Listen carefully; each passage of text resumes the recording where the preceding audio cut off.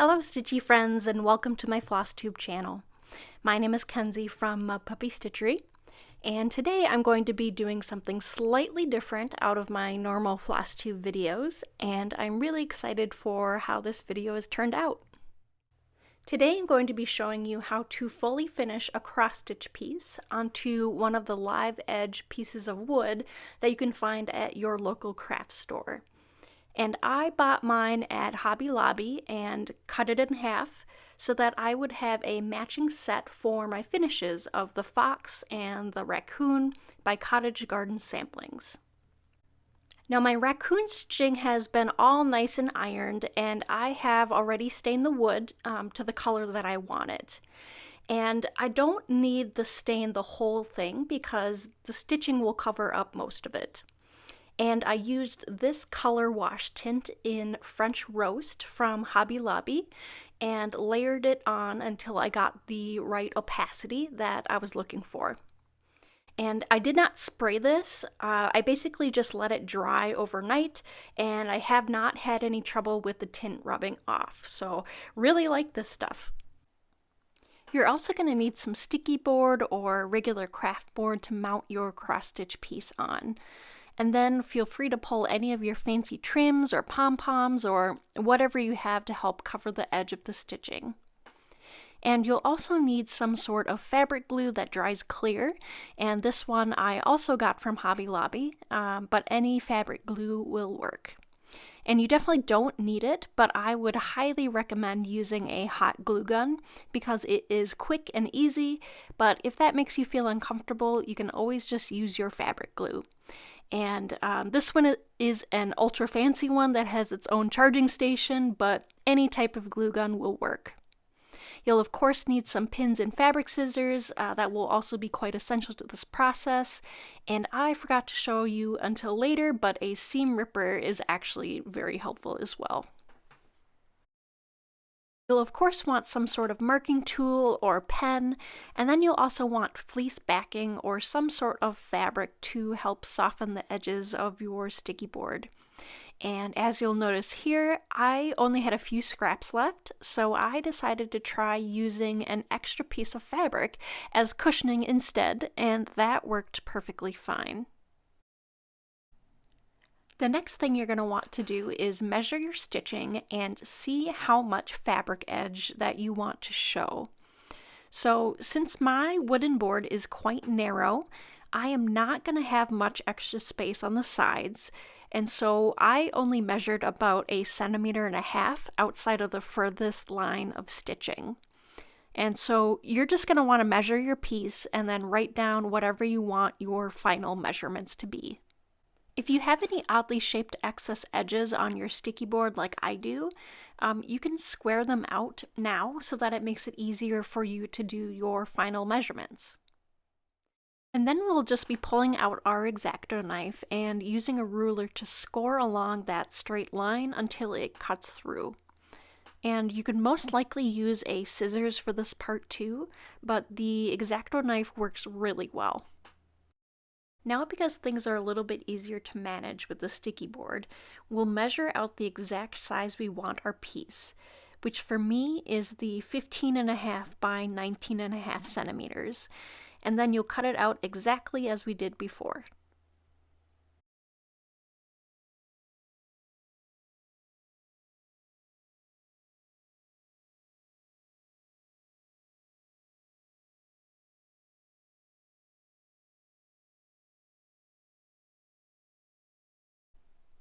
So now we finally have our sticky board cut to the correct size, and we are going to want to cut out some of the fleece backing or have an extra scrap of fabric to use to cover that sticky board. And you'll notice here all of my scraps are too small, so I ended up using a patterned fabric with the pretty side down on the sticky part of the sticky board. This is because I didn't have any solid white fabric, and by flipping it over, the green color doesn't show through as much. And once I place my cross-stitch piece on top, it does not show through at all. So you can't tell at all, and it's a nice way to use up scrap pieces of fabric. You'll want to make sure that you cut the fabric much bigger than your sticky board, at least an inch extra on each side so that we can fold it over and make it look nice. It's completely optional to put fabric around your sticky board, but it helps to soften the sharp edges and it gives your piece a nice cushiony feel, so I would definitely recommend it. Now all we're going to do is fold in the opposite edges and glue them down. And you can see me using this extra piece of wood sort of like an ironing clapper, so I don't burn my fingers.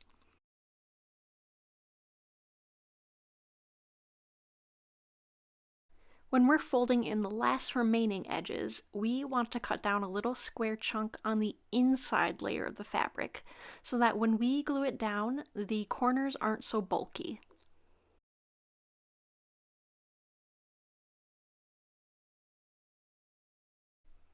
I like to glue the middle portion first and then work on perfecting the edges last.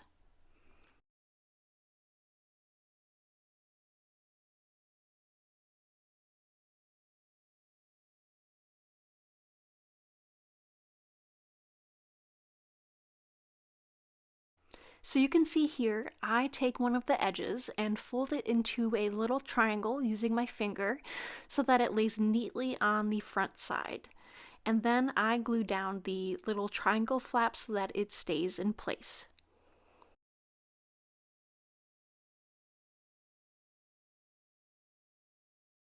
Feel free to adjust the corners and fuss with them, but since this is the bottom layer, I am not too worried about how it looks.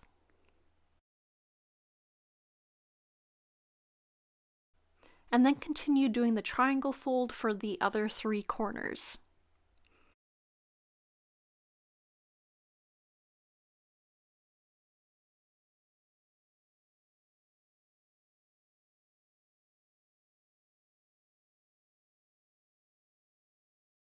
And now you've got your board all matted and ready to go.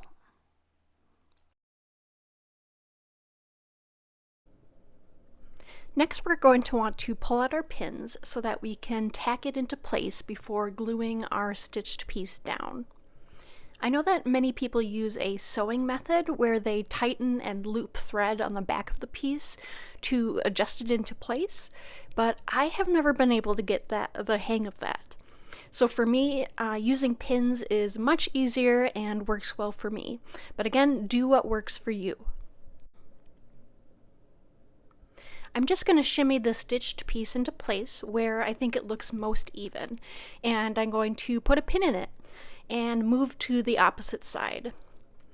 You are most likely going to be crooked and uneven, so it's easy to just tighten the fabric in one direction or completely take that pin out and readjust. I like to have 4 solid pins in the middle of each side before I work towards the corners.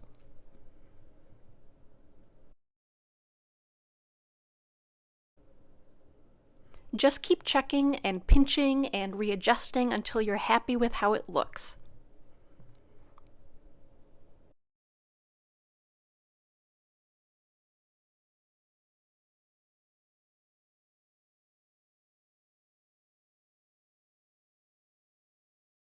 I'll be speeding up this part because this step is exactly the same as putting on the inside fabric.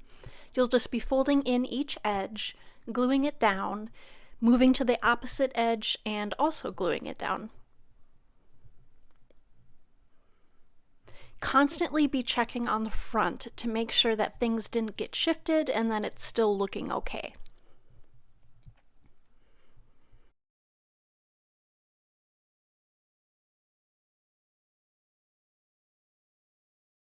Remember to cut your little squares on the inside excess fabric to make it less bulky when you glue it down.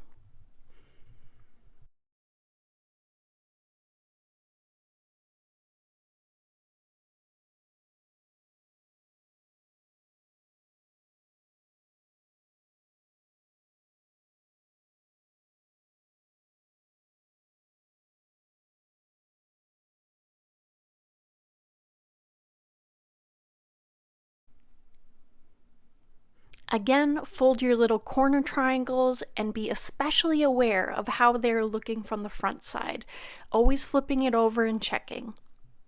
Use your fingers to pinch it into place and hold it as you're gluing it down. And then you'll do the same for the other 3 corners.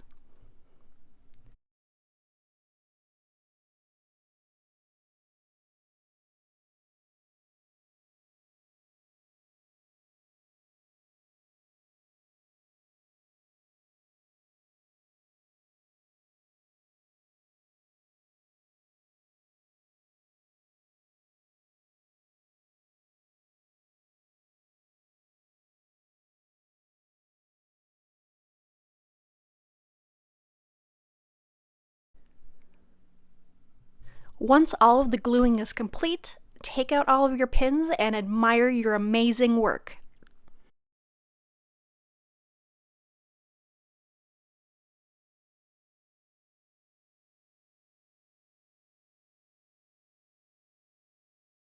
Our next step is gluing the stitching onto our wooden board. I went ahead and just eyeballed it and stuck it right on using hot glue. But if you're not as confident in getting it straight, you might want to use a glue that doesn't dry as fast and allows you to wiggle it into the right place. If you do that, I would definitely suggest letting it fully dry overnight with several heavy books on top to really make it stick.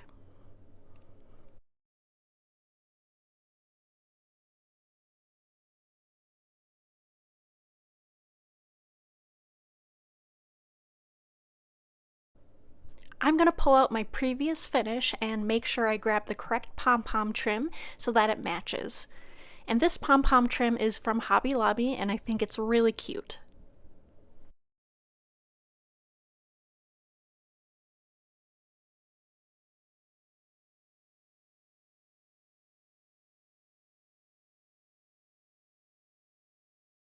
I first like to wrap the trim around loosely and cut it down so that it's easier to work with, and it does not have to be exact at this point.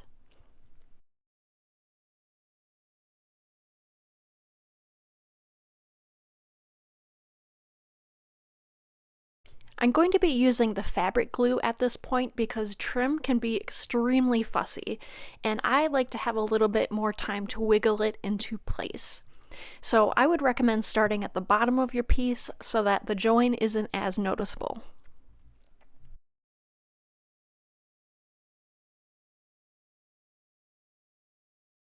So basically I'm sliding in the edge of the pom-pom trim right in between the stitched piece and the wooden board so that it disguises the gap. And you can play around with how you want your trim. So do you want it a little higher so that more of it shows? Or do you want it more tucked in to the gap so that you're only seeing it if you're specifically looking at the edges of the piece? This is why I like to fuss around and see what looks the best to my eye.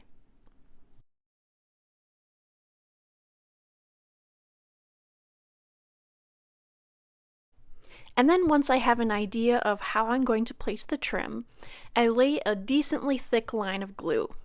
And remember, we had picked up the glue that will dry clear, so I'm not super worried about it being seen.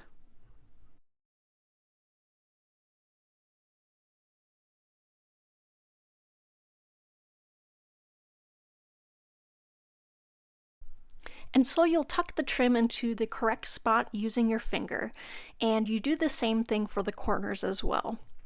But it's basically a lot of poking and prodding and adjusting.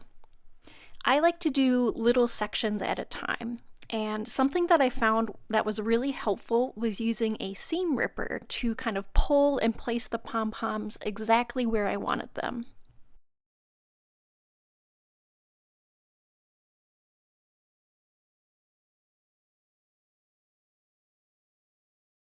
I was having some issues with some pom-poms dipping into the gap too much so that the trim would look slightly wavy. And so I just adjusted as I went, and sometimes I even put a pin in some places to hold it exactly where I wanted it to go.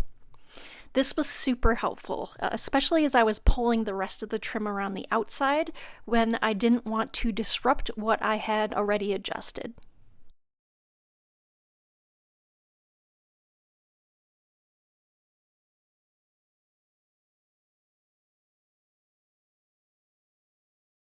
And so you're just going to continue gluing and pinning all around the edge until you get back to where you started.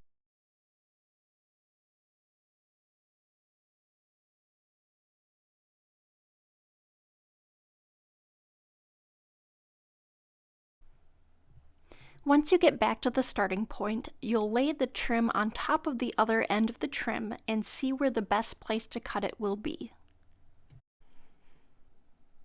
You can see that if I cut it right here in the valley of this trim, that it will look like a continuation of the pattern and you should not see much of a gap. So I just cut it with my scissors, place some glue down, tuck in the end using my seam ripper until it looks like a continuous join.